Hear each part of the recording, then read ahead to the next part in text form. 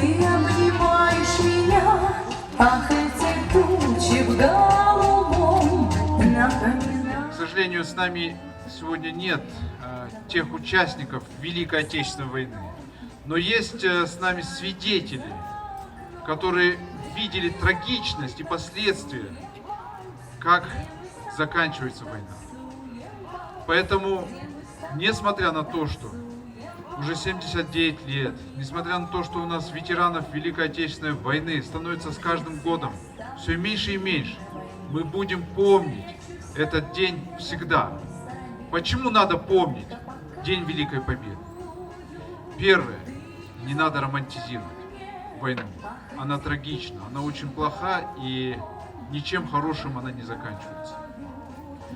Второе, у некоторых поколений, к большому сожалению, происходит амнезия. И опять же, начинается в тех или иных местах войны. И вот чтобы этого не было, мы должны помнить всегда, как происходят эти события, чем они заканчиваются. Слава Богу, наши деды, наши бабушки в тылу в то время победили фашизм. И сейчас мы с вами мирно живем в нашем замечательном Кыргызстане. Дай Бог всем и каждому крепкого здоровья. Дай Бог, чтобы у нас не было войны. Дай Бог, чтобы наши границы всегда находились под защитой.